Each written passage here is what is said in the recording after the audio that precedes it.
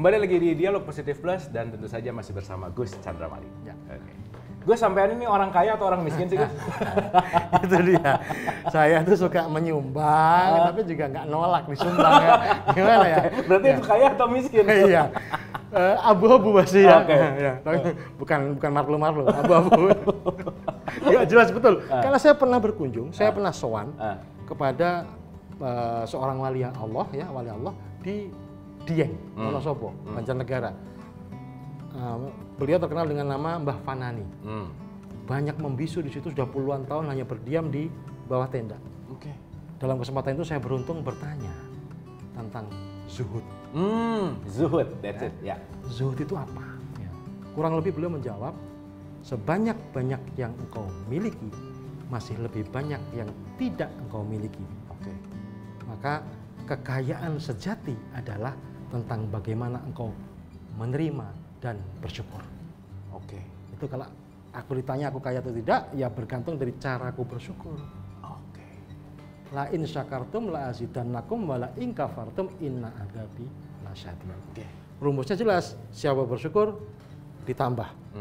Siapa kufur jangankan ditambah, yang sudah jelas nikmat saja bisa berubah menjadi musibah. Jadi gampang kalau mau bertambah kaya, bersyukur. Itu zuhud itu kan terminologi yang sering kita dengar gitu ya, Gus ya. Nah, tadi jadi menarik gitu berbicara tentang kaya dan miskin gitu ya. Nah, kan pandangan kaya dan miskin itu kadang-kadang pandangan fisikal kita. Orang yang di pinggir jalan, oh miskin. Orang yang tinggal di rumah gede, oh kaya gitu. Nah, sejatinya Gus, kalau kita berbicara masalah kaya miskin berkaitan dengan syukur gitu. Nah, pertanyaannya adalah kekayaan yang sejati itu kan bukan dari fisikal, tetapi tentu saja dari batiniah. Gimana memperkaya batin kita, Gus? Nah gini, ketika Allah menciptakan makhluk-makhluknya yang bernama manusia, semuanya sudah dengan kelengkapan yang sama. Kelengkapan yang sama? Ya, ibarat ada dua rumah. Kenapa yang itu terang benderang, kenapa yang ini gelap gulita? Padahal kalau kita buka pintu rumah itu sama, ada lampunya semua. Persoalannya adalah yang itu menyalakan lampu, yang itu tidak menyalakan lampu. Oke. Maka bersyukur itu ibaratnya menyalakan lampu, terang benderang, ya, penuh dengan gairah kesemestaan. Ya. Hanya saja persoalan lampu itu menyala atau tidak menyala bukan karena si pemencet lampu. Nah, ini hati-hati.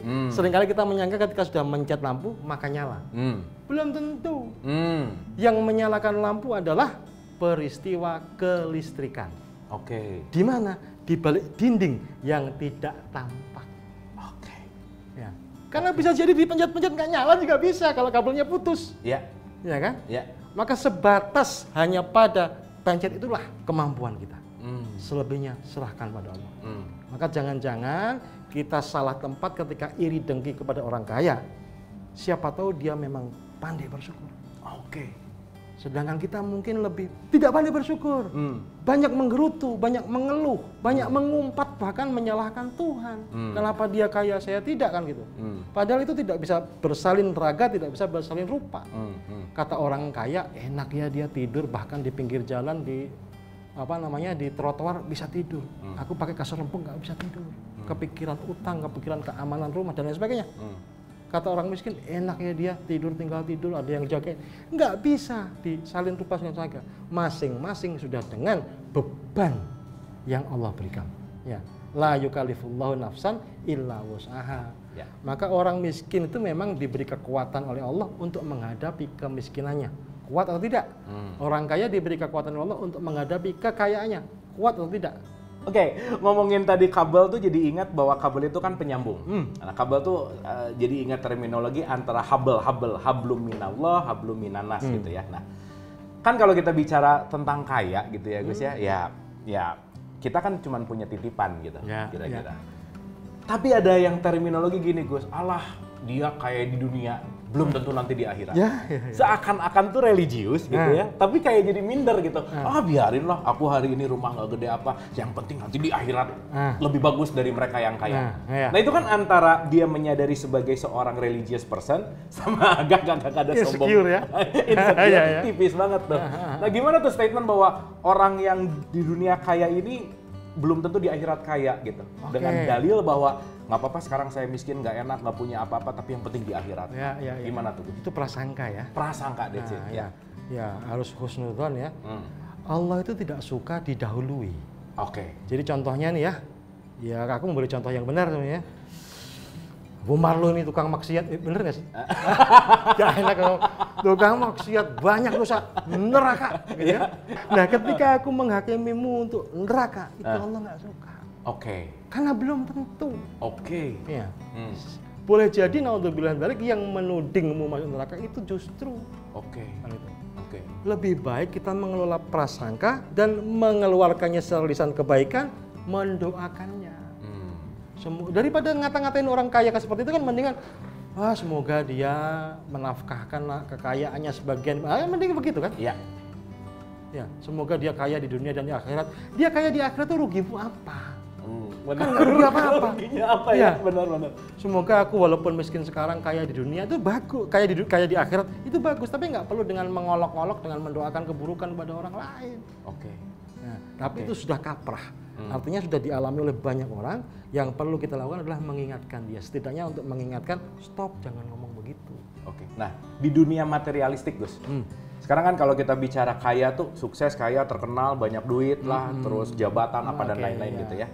Ini kan dunia materialistik gitu. Sementara kita kan juga mengalir di dalam kedinamisan kehidupan peradaban. Dimana mau nggak mau, suka nggak suka, status sosial penting nih. Orang yang dihormat datang pakai motor sama datang pakai Ferrari beda Gus. Bener nggak? Realitas gitu. Ya itu mau tidak mau memang terjadi. Strata sosial ketika orang mengambil jarak terhadap sesuatu yang dianggap akan mengotorinya. Maka akan dikualifikasikan bahkan sampai kelas lumpur. Mohon maaf ya. Ini kelasnya berlian, ini kelasnya lumpur. Itu sudah mau nggak mau seperti itu. Nah, cara pandang seperti itu cara pandang yang fata morgana gitu. Fana belaka sesungguhnya. Lagi-lagi kita akan dianggap lupa diri dan kita akan terus diingatkan oleh orang-orang yang bahkan merasa suci, merasa kaya dalam tanda kutip di sisi lain bahwa yang dibawa mati adalah hanya selembar kain kafan, hanya tanah yang 1x2 dan lain sebagainya. Tapi itu juga ada belenggunya loh. Dia merasa kaya di sisi kebatinan, dia merasa kaya di sisi spiritual, religius. Maka sebenarnya yang paling penting dilakukan adalah saling mengingatkan aja dan saling berbagi. Ya, di dalam kebahagiaan ada bahagi. Bahagi itu kalau dipadatkan menjadi bagi. Bagaimana aku bisa bahagia kalau aku tidak berbagi? Ada satu ayat penting banget, ihdinas siratal mustaqim. Ya Allah, tunjukkanlah kepadaku jalan yang lurus. Ternyata jalan yang lurus itu bukan jalan yang benar atau salah. Tapi as-siratal mustaqim, siratal ladzina an'amta alaihim, yaitu jalan orang-orang yang engkau beri kenikmatan. Sesuatu yang nikmat itu membahagiakan. Akan menjadi suatu kebahagiaan yang sempurna ketika kenikmatan itu dibagi. Sepiring nasi, 2 piring nasi sudah mulai penuh. Piring ketiga udah nggak sanggup. Nah, tidak perlu menunggu sampai piring ketiga. Kalau kemudian satu piring kita makan bareng, kita mencapai kebahagiaan. Jadi miskin atau kaya tuh bukan terminologi status sosialnya, bukan terminologi punya apanya, tapi pelajaran kali ini adalah bagaimana kita bersyukur, gitu ya Gus ya. Dan kita selalu bersyukur bisa ketemu di dalam setiap episode gitu ya. Kita akan kembali setelah yang satu ini, tetap di Dialog Positif.